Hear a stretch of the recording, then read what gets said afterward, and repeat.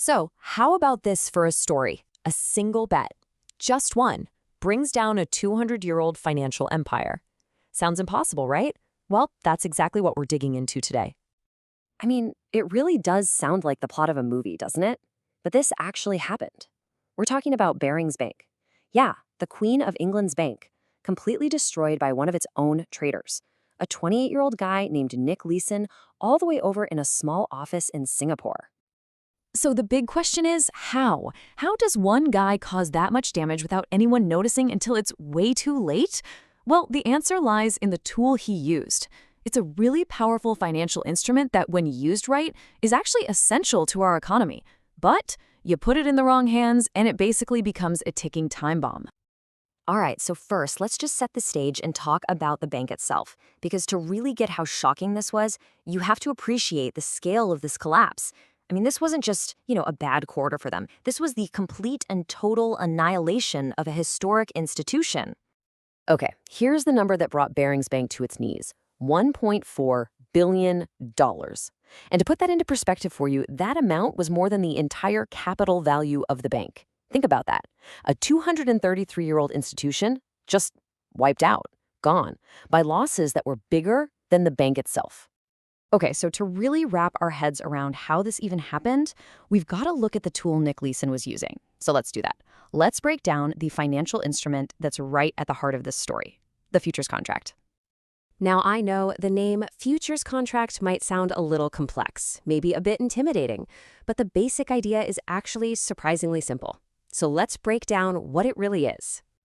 So think of it like this. It's a binding promise. You and someone else agree today on a price to buy or sell something, say oil or wheat or even a stock index, on a specific date in the future. Now, the two key words here are standardized and exchange. This means everyone is trading the exact same type of contract on the same marketplace. That's what makes it so fast, efficient, and, well, transparent.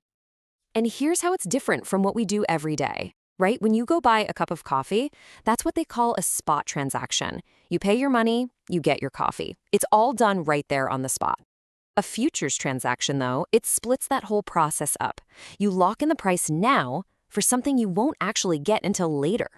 Now, you might have also heard of something called a forward contract. They're similar, but there are some really key differences you can see here. Forwards are private, they're custom deals between two parties.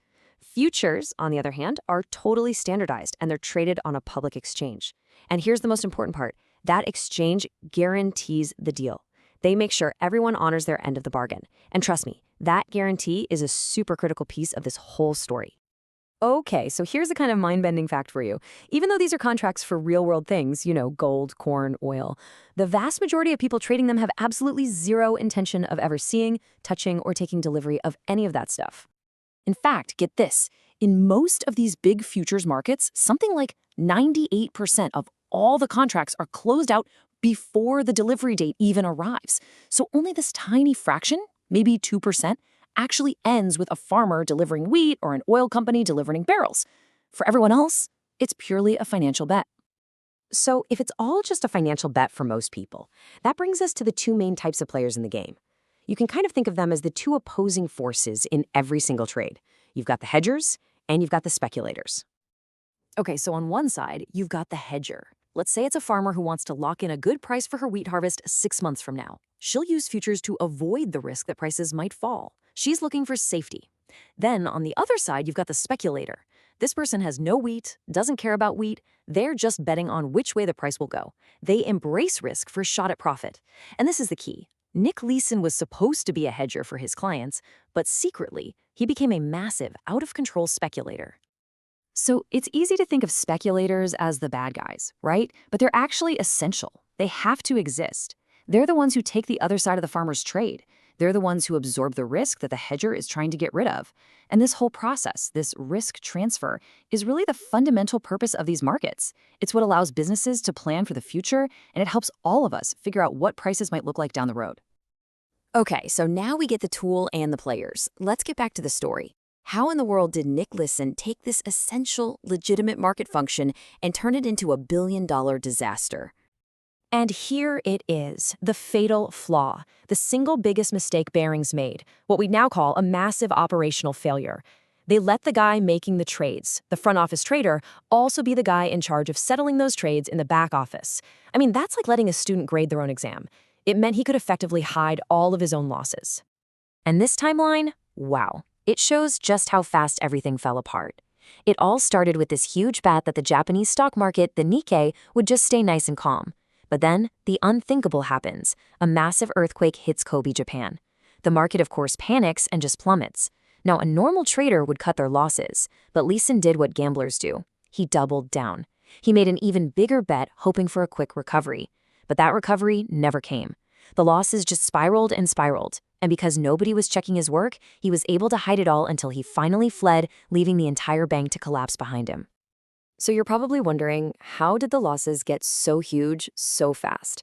The one-word answer is leverage. See, in the futures market, you only have to put down a tiny deposit. It's called a margin, to control a contract that's worth way, way more. It's kind of like putting a 10% down payment on a house. You get to control this huge asset with just a fraction of the total cost. And this is how that leverage created an absolute death spiral.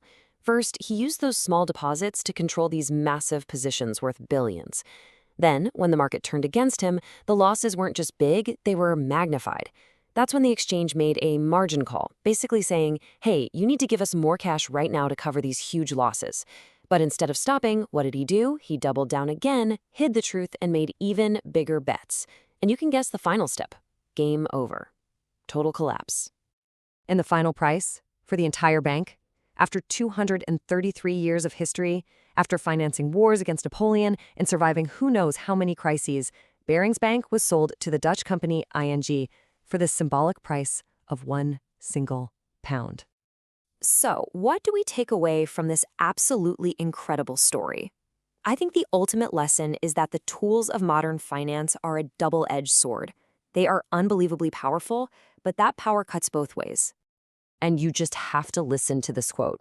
The irony is just chilling. This is from the bank's own chairman, just 2 years before the whole thing blew up. He truly believed they had it all under control, and he was completely unaware that a single trader in a faraway office was building a time bomb right under his feet. So, when you boil it all down, here are the key takeaways. Futures themselves aren't evil. They're actually vital economic tools. But this story is a timeless warning about greed, about the insane power of leverage, and about the absolute non-negotiable need for strict risk controls. And maybe the biggest lesson of all, letting a trader settle their own trades is a fatal mistake. You can't just trust your star trader. You have to verify everything. And that leaves us with one last, and I think pretty crucial question to think about. Today's financial markets are so much faster, so much more complex than anything Nick Leeson could have even imagined. So the question for us is, has our ability to control all that risk, has it really kept pace with the incredible technology we've created to take it